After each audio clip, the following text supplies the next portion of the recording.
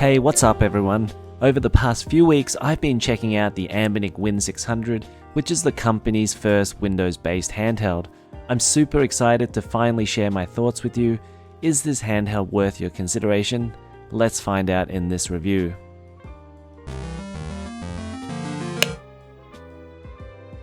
Firstly, I have to mention a huge thank you to Anbernic for providing a review unit to me. That lets me show you guys what the system is like and test it out so you can see if it's something you're interested in. And if it is, don't forget to use the affiliate link in the description below to make your purchase. One last thing before we start, I have done a few videos on the Anbernic Win600 already, so definitely go check them out as they go into a lot of details about the device. As you probably know, if you watched my previous videos, there are two models of the Win600 with different processors, an Athlon 3020E at 2.6 GHz and an Athlon 3050E at 2.8 GHz. The model I have here is the 3050E, so most of my comments will be based on that. As for which model to get, we'll talk about that at the end of the video. For both processors, it comes with Vega 3 integrated graphics, which is good enough to play most 2D indie titles, though it struggles pretty quickly when it comes to 3D games. By default, it comes with 8GB of 2666 RAM, though it's set to 2400, so if you want, you can go into the BIOS and set that a little higher if you want. Having tested 3200 RAM, 2666 isn't really going to do all that much. There's also a blue model that comes with 16GB of 3200 RAM and a 1TB SSD. The rest of the specs are pretty decent. It sports a really nice 6-inch IPS LCD display that has a 2080 by 720 resolution. There's all the usual wireless connectivity including Bluetooth 4.2, Wi-Fi 5 and two 4500 mAh batteries. When it comes to form factor, it's about the same size as the regular Nintendo Switch, but it is noticeably heavier, weighing in at 490 grams. It's fine to hold with two hands, but if you're using the touchscreen, it is pretty heavy one-handed. There's a USB-A port on the top, which is useful if you want to plug in a keyboard or some USB storage. There's a USB-C port for charging and also display out as well. There's a headphone jack on the bottom. One thing that is missing is a TF card slot, so if you want to add some storage, your only option is to replace the SSD. I do wish they included that TF card slot because the default SSD is 256GB, so it can be a little costly, especially if you buy the next size up, which is usually 512GB. Speaking of the storage space, having 256GB is actually quite comfortable. I was able to install a mix of 30 Steam games on there, and you could probably add more if you turn this into a dedicated indie games machine. The 3020E model actually comes with 128GB of storage, so just be aware of that if you do consider the cheapest model. Now I have to admit, I've been using two cameras to record the footage, and the Sony Alpha 6000 camera is kinda old and doesn't really do the Win600 screen justice. The iPhone footage is just much better. That said, you can rest assured that the Anbernic Win600 has a really nice 6-inch IPS 1280 by 720 LCD touchscreen. It's got really great colors and the viewing angle is really good as well. You'd expect a good screen given this is Anbernic's most expensive handheld to date, and I think they really delivered here. Let's talk about battery life, and here that really depends on your expectations. The Anbernic Win600 falls in line with many handhelds out on the market. Windows handhelds or x86 processor handhelds generally need a lot of power, and the Win600 is no different. The 3050E, which is an AMD Raven Ridge processor fabricated on the 14nm process and released in 2019, is a little old now and sips a lot more power than newer processors that the Steam Deck or the Neo handhelds do for the same performance. Running Dirt Rally, which takes around 12 watts, I got about 1 hour 45 minutes before the battery ran flat. You're going to fare a bit better with indie games. For example, Spelunky running at 8 watts, I got 2 hours 35 minutes, and Stardew Valley running at 7 watts, I got almost 3 hours. So the Win600 is kinda acceptable if you're playing games at around 7-8 watts, but it's going to be less than 2 hours for your typical 3D games that takes 12 watts. I did a ton of game testing on this handheld, and the bulk of it was Steam gaming, which I have already done 2 videos on. So make sure you check those out, as I'm only going to give a brief summary here. On the whole, as I expected, given the specs of this handheld, the Win600 can be a pretty good indie games machine, but it struggles quite a bit when it comes to 3D games. It's going to be great for games like Spelunky, Stardew Valley, SteamWorld Dig, and even the latest 2D games like Hades, running them all at 60 FPS at around 8 watts. The only game that I tested that really needed more power was Ori and the Blind Forest, where the processor throttled back down to 12 watts and ran at 45 FPS. It's still playable, but it's not a silky smooth 60 FPS. 3D games is pretty hit and miss. If you want to play these games, target older games from around 10 years ago from the PS3 or early PS4 era. Games like Dragon's Dogma Dark Arisen and Yakuza 0 do pretty well, though they play at around 30 FPS. There are games that are 60 FPS or get close to it. Dirt Rally surprisingly stays at 60 FPS most of the way, and Formula 1 2012 plays at a pretty smooth 50 FPS average. Given what I tested though, I wouldn't really buy the Win600 if you want to play more recent 3D games at 60 FPS, and you'll have a much better experience playing indie titles on this. Now, one awesome thing about Windows gaming is Xbox Gamepass, and for the most part it works fairly well. The Xbox Windows app isn't as fully featured as Steam in big picture mode, so I still had to navigate around in mouse mode before switching to gamepad mode each time. That said, it's just kinda cool to use Xbox Game Pass because there's a ton of indie games that work well here. If you needed one more way to play Minecraft, I can tell you it plays fine here. It hovers around 40 to 50 FPS, but it's not too bad. I expected Art of Rally to play better, but it only plays at around 30 to 40 FPS.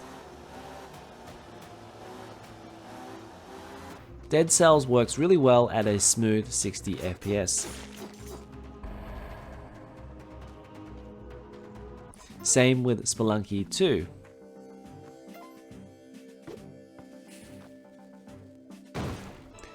I tried Elder Scrolls Oblivion as well. The game actually works, but there's no really good way to remap the keyboard and mouse to the gamepad, so it's not a very good experience. I think it's kind of important to mention this because a lot of people might be thinking of buying a device like this for older games, but then run into problems because games haven't been updated. If you have Xbox Game Pass, one thing you have to try on the Win600 is Xbox Cloud Streaming, which is a little bit premature and rough around the edges, but still a somewhat mind-blowing experience. Here I'm playing Halo Infinite, a game that released last year, and it looks just as good as it does on native hardware when it actually runs smoothly. The incredible thing is that I didn't even have to install 100 GB on my system, and I was able to pick up where I left off on the PC version, and it's not streaming from my PC, it's streaming from the cloud. It's just kind of mind-blowing that when it's running well, I can't really tell if there are any input delays. On the flip side, the internet connection quite often wasn't quick enough and the graphics would tear and there'd be a lot of broken artifacts and stutters. Overall, it wasn't a good gaming experience, but it did amaze me that this was where gaming was headed. I had a much better experience streaming from my own PC though. Using Steam, any game that's already installed on my PC can be streamed pretty easily, and it's almost like playing natively on the handheld. This is Elden Ring, and overall the experience was really smooth, and this is a really good way to experience some newer titles on a portable. And in the last video, I tried running The Witcher 3 natively on the Win600 after installing the 3200 RAM, but it still wasn't fast enough. So if you want to play that, just stream it over the handheld and it runs silky smooth. Let's talk about emulation now, and I only had the time to briefly test this. I'd like to come back at a later stage and make another dedicated video on emulation. However, for now, I just wanted to briefly gauge the performance level of the Win600. And maybe my expectations were too high, but I just expected a little bit more out of this processor. I started with PS2 emulation with PCSX2, and the first game I tried was God of War. Unfortunately, it just needs more power. There's some serious slowdown here, and while you could probably tweak the settings to get it to work, I did expect it to work without any tweaking. Another game I tried was Gran Turismo 4, and this is the European version that runs at 50 FPS. It ran okay to start, but it started slowing down by the second lap, so once again the processor is throttling after a couple of minutes. At around 35 FPS, this isn't a good experience. Given PS2 performed pretty poorly, I didn't even bother trying PS3 emulation, so I'm gonna leave that for another time. I did try Switch emulation with the Yuzu emulator, as I get asked about that all the time, but it's just not that good on the Win600. Breath of the Wild crawls under 10 FPS, and Mario Kart 8 wouldn't load past the Mii select screen for me, and I don't think it would have ran that well anyway. So it seems the limit for this is probably some PS2 titles and mostly PSP and PS1 titles and below. For PSP, I used the standalone PPSSPP emulator, which worked really well for me. I had no issues running Virtual Tennis World Tour, Ridge Racer, and God of War. These games were running at 3x resolution, and God of War in particular, a notoriously tricky game to run, is running at a locked 60 FPS and feels super smooth. For the other systems you can run RetroArch, and there's a Steam version that runs reasonably well. For PS1 it does require the BIOS files, so you'll need to copy those over to the handheld and then point RetroArch to the system BIOS folder.